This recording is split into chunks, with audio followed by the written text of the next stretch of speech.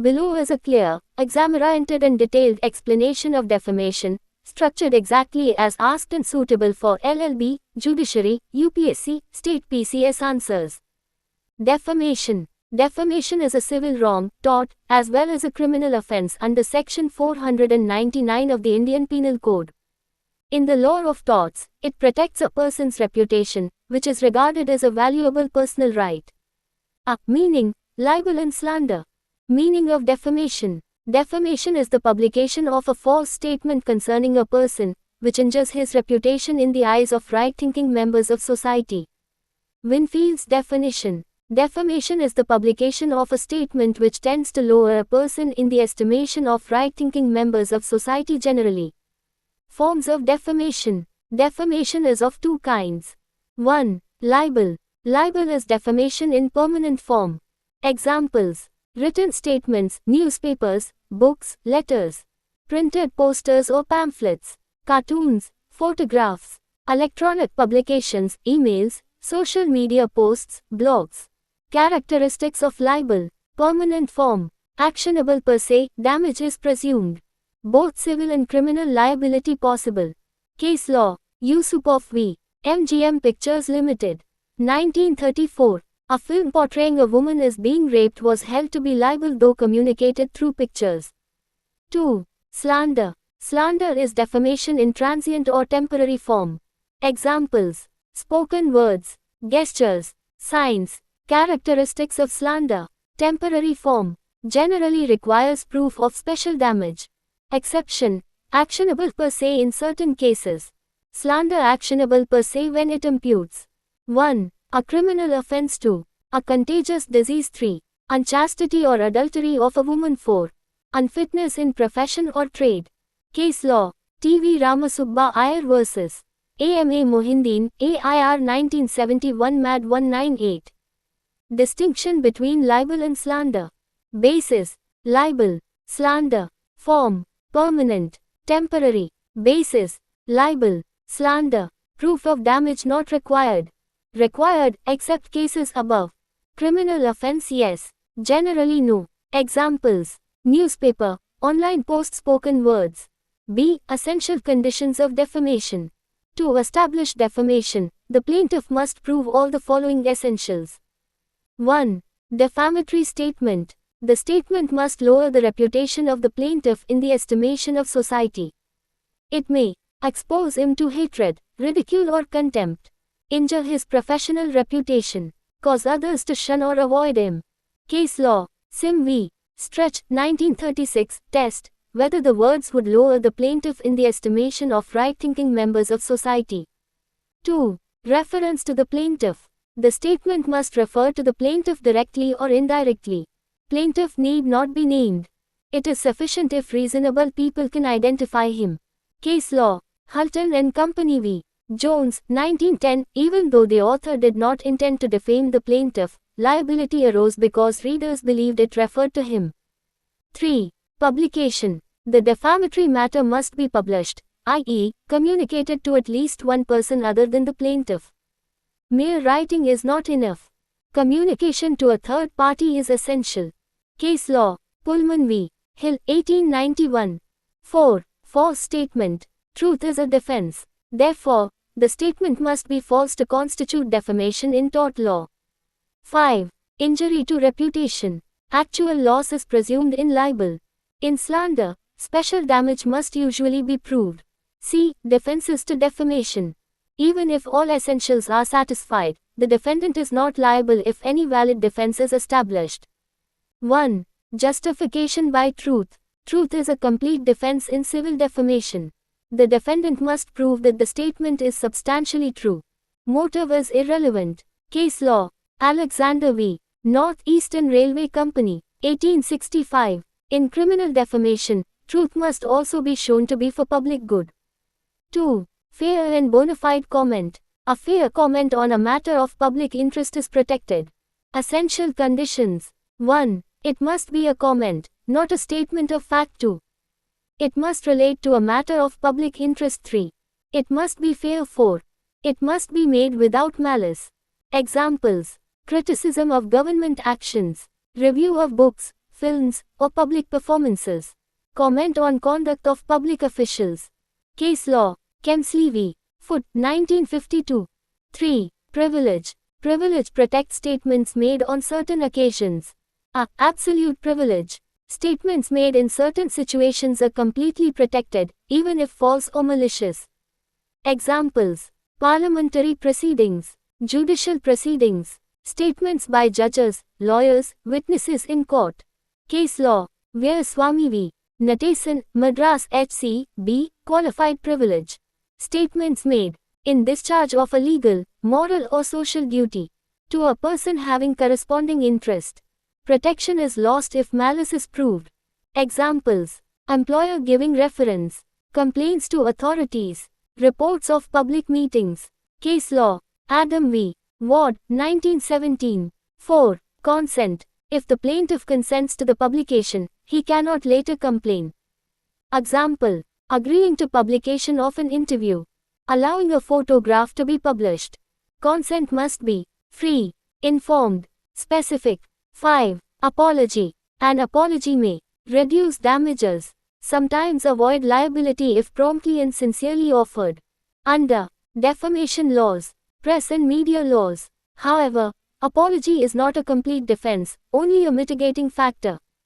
Conclusion: defamation law strikes a balance between right to reputation, Article 21, freedom of speech and expression, Article 19, 1a. Only unjustified attacks on reputation attract liability, while truth, fair criticism and privilege remain protected.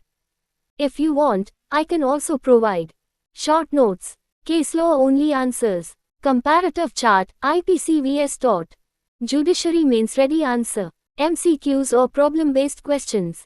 Just tell me. Here is a clear, exam-ready case brief of Professor Imtiaz Ahmad v. Durdana Zamir, frequently cited in defamation, libel, slander and fair comment questions. Professor Imtiaz Ahmad v. Durdana Zamir, 2009, 109 DRJ 357, Delhi High Court. Court, Delhi High Court. Bench, Single Judge Bench. Area of law, law of torts, defamation, freedom of speech vs right to reputation. Facts of the case. Plaintiff, Professor Imtiaz Ahmad, a reputed academic and public intellectual. Defendant, Durdana Zamir, who published critical articles, statements concerning the plaintiff. The defendant made public statements and writings alleging that the plaintiff had or acted in a manner unbecoming of an academic, or misused his position, or engaged in unethical conduct. These statements were circulated among academic and public circles and lowered the reputation of the plaintiff.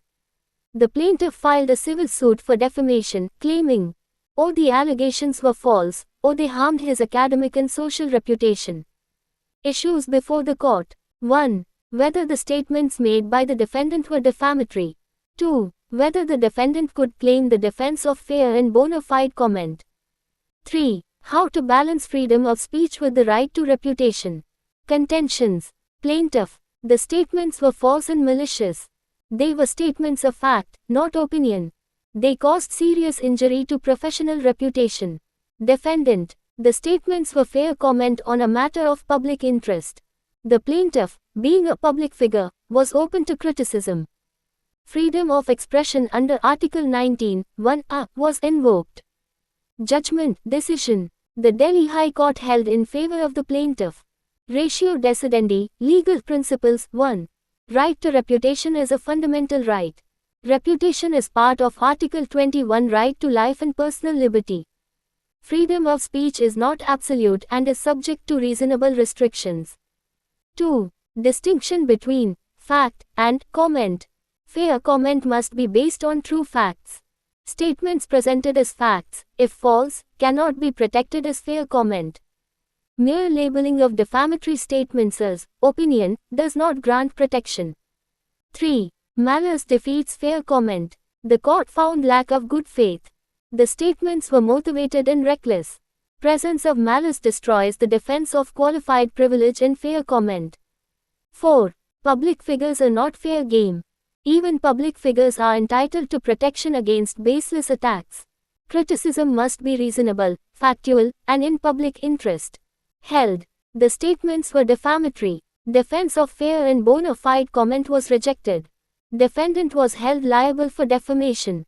Significance of the case. Clarifies limits of fair comment.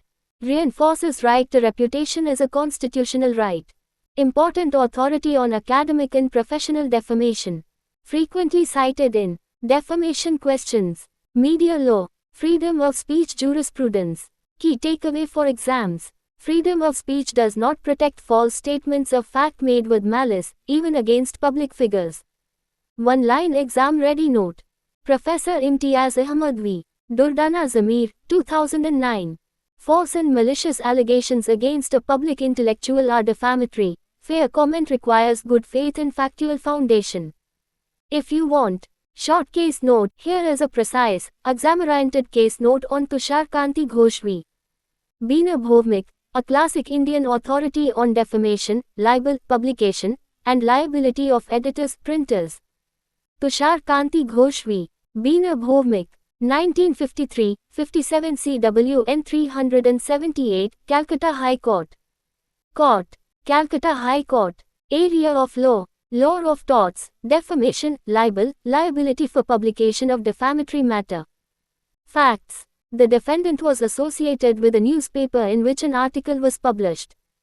The article contained defamatory statements concerning the plaintiff, Beena Bhowmik, which lowered her reputation, or exposed her to ridicule and contempt. The defendant contended that he had no personal malice, or he was not directly responsible for the writing of the article. Issues 1. Whether publication of the defamatory article constituted libel. 2. Whether absence of malice or intention could absolve liability. 3. Whether an editor, printer, publisher can be held liable for defamatory content. Judgment, decision. The Calcutta High Court held the defendant liable for defamation. Ratio decidendi, legal principles 1. Libel is actionable per se. In cases of libel, proof of actual damage is not necessary. Injury to reputation is presumed once defamatory publication is proved. 2. Intention or malice not essential. Liability for defamation does not depend on intention. Even negligent or unintended publication of defamatory matter attracts liability. The law looks at the effect of the words, not the intention behind them. 3. Publication is the gist of defamation. Communication of defamatory matter to a third person is sufficient. Printing and circulating a newspaper amounts to publication. 4. Liability of editor, publisher. A person responsible for publication cannot escape liability by pleading, or lack of knowledge, or absence of personal malice. Held. The publication was defamatory libel. The defendant was liable, irrespective of intention or good faith. Importance of the case. Establishes strict liability in libel. Clarifies editor, publisher responsibility. Often cited for libel actionable, clarifies editor, establishes strict importance of the case. Establishes strict liability in libel. Clarifies editor, publisher responsibility. Often cited for libel actionable per se. Intention irrelevant in defamation. One-line exam note. Tushar Kanti Ghosh v. Beena Bhowmik, 1953. In libel, publication itself creates liability. Intention or absence of malice is no defense. Use in answers. You can cite this case under S. You can in Beena Bhowmik. Tushar Kanti Ghosh v. Beena Bhowmik, 1953. In libel, publication itself creates liability. Intention or absence of malice is no defense. Use in answers. You can cite this case under Essentials of defamation. Meaning of libel. Liability of publishers. Defense. Intention not relevant. If you want, I can also compare it with Hulton v. Jones. Provide a problem-based application. Prepare case law compilation on defamation. Just tell me. Here is a clear, authoritative, and exam-ready case note on Rustam K. Karanjia vs. KMD. Thakurse, a landmark Indian judgment on fair comment and freedom of the press in defamation law. Rustam K. Karanjia vs. KMD Thakurse. Air 1970 Bombay 424. Court. Bombay High Court. Bench. Single Judge Bench, Justice V. S. Deshpande. Area of law. Law of torts, defamation, freedom of press and fair comment. Facts. Plaintiff, KMD Thakurse, a prominent public figure and politician. Defendant, Rustam K. Karanjia, editor of the magazine, Blitz. The magazine published articles criticizing the conduct, political ideology, and public actions of the plaintiff. The plaintiff alleged that the articles contained defamatory statements, lowered his reputation, or were motivated by malice. The defendant claimed protection under the Defense of Fair and Bona Fide Comment on Matters of Public Interest. Issues before the court. 1. Whether the impugned publications were defamatory. 2. Whether the defendant could claim the defense of fair comment. 3. The extent of freedom of the press in criticizing public figures. Judgment, decision. The Bombay High Court dismissed the suit and held in favor of the defendant. Ratio decidendi, Legal Principles 1. Wide latitude in criticism of public figures. Public men must tolerate greater degree of criticism. Press plays a vital role in democracy. Political criticism, even if harsh or exaggerated, is protected if made in good faith. 2. Fair comment vs. defamatory statement of fact.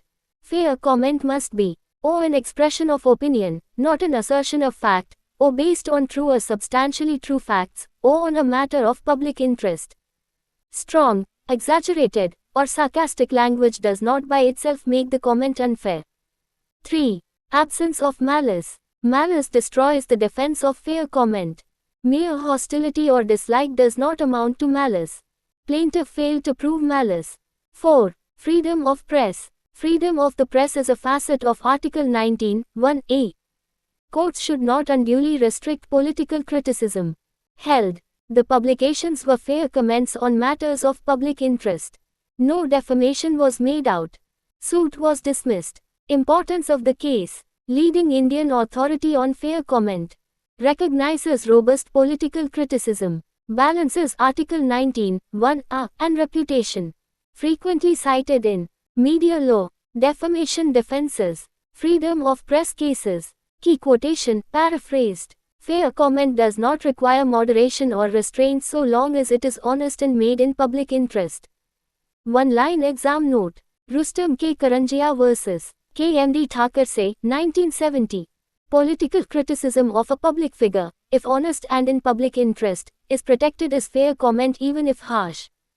Comparative use in exams. Case. Principle. Karanjia v. Thakurse. Wide scope of fair comment.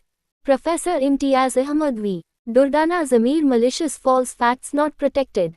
Kemsley v. Foot. Comment vs. fact distinction. If you want next. Short note, 100 words. Problem question answer using this case. Press freedom vs. defamation chart. Compilation of Indian defamation cases. Just tell me. Here is a clear, authoritative, and exam-ready case note on Melipurat Sankunni Ejuthasan v. Thekittil Geopalankutty Nayar, one of the most important Supreme Court judgments on defamation, survival of cause of action, and the maxim actio personalis moritur cum persona. Melipurat Sankunni Ejuthasan v. Thekittil Geopalankutty Nayar, 19861, S.C. C. 118, Supreme Court of India. Bench. 2-judge bench. Area of law. Law of torts. Defamation survival of cause of action after death. Facts. The plaintiff filed a suit for damages for defamation against the defendant. The trial court dismissed the suit. The plaintiff filed an appeal before the High Court. During the pendency of the appeal, the plaintiff died. His legal representatives sought to continue the appeal. Issue. Does a cause of action for defamation survive after the death of the plaintiff? Can legal representatives continue an appeal in a defamation suit? Judgment, decision. The Supreme Court dismissed the appeal. Ratio decidendi, Legal Principles 1. Defamation is a personal wrong. Injury to reputation is personal to the individual. After death, a person has no reputation in the eyes of law. 2. Application of the maxim. Actio personalis moritur cum persona. A personal cause of action dies with the person. A suit for defamation does not survive the death of the plaintiff. Legal representatives cannot continue the action. 3. Appeal is continuation of the suit. since the original suit itself was personal in nature. The right to appeal also perishes with the death of the plaintiff. 4. Exception not applicable. Section 306 of the Indian Succession Act allows survival of actions relating to property. Defamation is not a proprietary right, hence excluded. Held. The appeal abated on the death of the plaintiff. Legal representatives had no right to continue the defamation proceedings. Importance of the case. Leading authority on non-survivability of defamation claims. Clarifies scope of actio personalis moritur cum persona. Frequently cited in defamation, law of torts, succession law crossover questions. One-line exam note. Melipuratsan Kunni Ejuthasan vs. T.G. Nair, 1986. A cause of action for defamation is purely personal and does not survive the death of the plaintiff. Use in answers. Cite this case under nature of defamation. Defamation is personal wrong. Survival of tort actions. Exceptions under Section 306, Indian Succession Act. Comparison for better answer. Tort. Survival after death. Defamation. Does not survive. Trespass to property survives. Tort. Survival after death. Conversion. Survives. Assault. Does not survive. If you want. Short 5-line case note. Problem-based question application. Link with Article 21, Reputation. Chart of survivability of torts. Just tell me. Below is a clear, consolidated comparative analysis of all the defamation case laws discussed, highlighting their differences in principles, which is exactly what examiners expect in LLB, judiciary, UPSC, state PCS answers. Comparative table, defamation case laws with differences. Case name, court, year. Core issue principle laid down. How it differs from others. Tushar Kanti Ghosh v. Bina Bhowmik 1953-57 C. W. N. 378. Calcutta HC. Libel in publication. Libel is actionable per se, intention or malice is irrelevant. Focuses on publication and strict liability, not on defenses. Rustam K. Karanjia vs. KMD. Thakur Se Air 1970 Bohm 424. Bombay HC. Fair comment and press freedom. Wide protection to fair and bona fide comment on public figures. Expands freedom of press. Opposite approach to Imtiaz Ahmad case. Professor Imtiaz Ahmad v. Durdana Zamir 2009-109 D. R. J. 357. Delhi HC Fair comment vs false facts. False statements of fact, even against public figures, are defamatory. Narrows fair comment. Stresses good faith and absence of malice. Melipuratsan Kunni Ejuthasan vs. T.G. Nair 1986-1 S. C. C. 118. Supreme Court. Survival of defamation claim. Defamation is a personal wrong. Action dies with the person. Only case dealing with procedural survival, not liability. General principle across cases, reputation vs speech. Reputation protected under Article 21. Balance differs. Some favor speech, others reputation. Key differences explained thematically. 1. Nature of defamation. Tushar Kanti Ghosh right pointing arrow treats defamation as strict liability once libel is published. Melipuratsan Kunni right pointing arrow treats defamation as a purely personal injury, not inheritable. Difference. One deals with creation of liability, the other with extinction of liability. 2. Fair comment defense. Case. Approach. Karanjia v. Thakur Se liberal, pro-press. Imtiaz Ahmad v. Zamir restrictive, reputation-centric. Karanjia. Harsh, exaggerated political criticism equals protected. Imtiaz Ahmad. False factual allegations equals not protected. Key difference. Opinion vs false facts. 3. Role of malice. Tushar Kanti Ghosh right pointing arrow malice irrelevant for liability in libel. Karanjia right pointing arrow malice must be proved to defeat fair comment. Imtiaz Ahmad right pointing arrow malice inferred from recklessness. Difference. Malice is irrelevant in creation of libel, but crucial in defense. 4. Public figure vs private individual. Case. Treatment. Karanjia. Public figures must tolerate strong criticism. Imtiaz Ahmad. Public figure still protected from false allegations. Tushar Kanti Ghosh status irrelevant. Difference. Only fair comment cases distinguish public-private persons. 5. Constitutional angle. Karanjia right-pointing arrow emphasizes Article 19, 1A, free speech. Imtiaz Ahmad and Melipurat Kunni right-pointing arrow emphasize Article 21, reputation and dignity. Difference. Balancing point shifts depending on facts and context. One paragraph comparative conclusion, exam ready. The law of defamation in India reflects a careful balance between freedom of speech and the right to reputation. While Tushar Kanti Ghosh establishes strict liability for libel, Rustom K. Karanjia expands the defense of fair comment in favor of press freedom. In contrast, Professor Imtiaz Ahmad restricts this defense where false factual allegations and malice are present. Finally, Melipurat Kunni clarifies that defamation is a personal wrong that does not survive the death of the aggrieved party. Together, these cases illustrate the evolving judicial approach towards defamation in different contexts. How to use this in exams? Write 2 cases plus distinction for 10 marks. Write 3 cases plus table for 15 marks. Quote Melipurat for conceptual clarity. Use Karanjia vs Imtiaz for analytical answers. If you want, I can also convert this into handwritten note style. Add IPC section 499 comparison. Create problem-based answer. Provide judiciary mains model answer. Just tell me,